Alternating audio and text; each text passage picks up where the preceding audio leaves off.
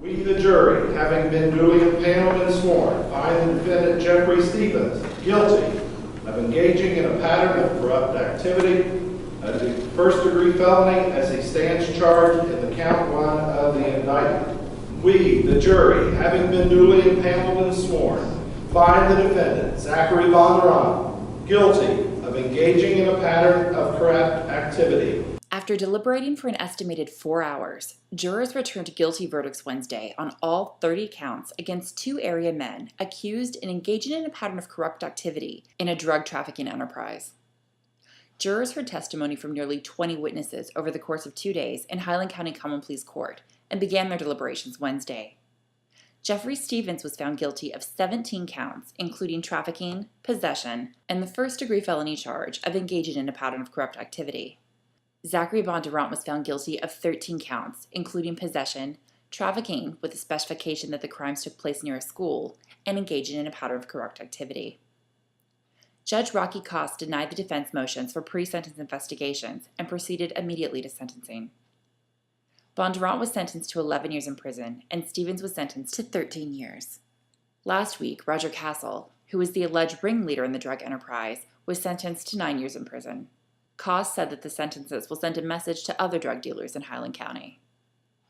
You are certainly a career criminal, a career drug dealer, and if that's what you want to do, then you're going to pay for it. It's the lines of given your record, your total lack of remorse, that this is a sentence that's necessary not only to deter you, to keep you off the streets and away from Greenfield, Highland County for that period of time, but also other people are going to make a career out of dealing with drugs. And they're convicted, they're going to get the appropriate penalty in this county.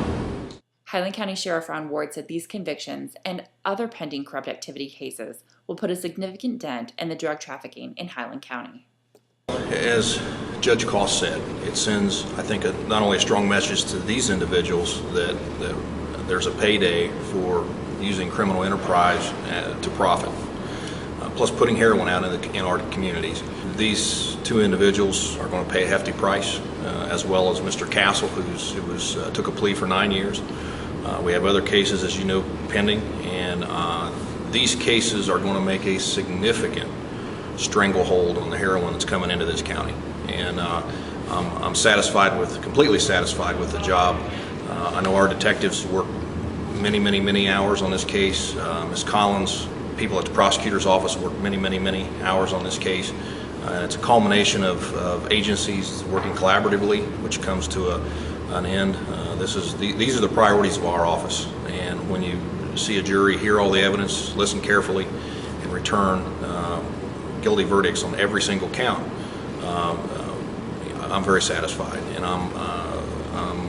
again, Ms. Collins done, I think, a great job prosecuting this case. Hats off to my detectives, Detective Warner, Croy, Kirk, Detective Sanders with the task force. Those guys have worked countless hours on this case. And when you can put a major drug dealer away for this amount of time, if you look at the time these individuals have got, it's hard to, you would be hard pressed to go back many years to find another drug dealer that received these types of sentences here in Highland County. And I'm, it puts a smile on my face to see these individuals be put away for this long, because we won't have to deal with them again for a long time. These are huge drug dealers that we have taken off the street. This is a lot of drugs that we remove from this county. This is a significant amount of time that these 3 individuals will be in prison and will not be here selling drugs to my kids and other children in this county. It means the same for my office that it means for every citizen, just a break from drugs.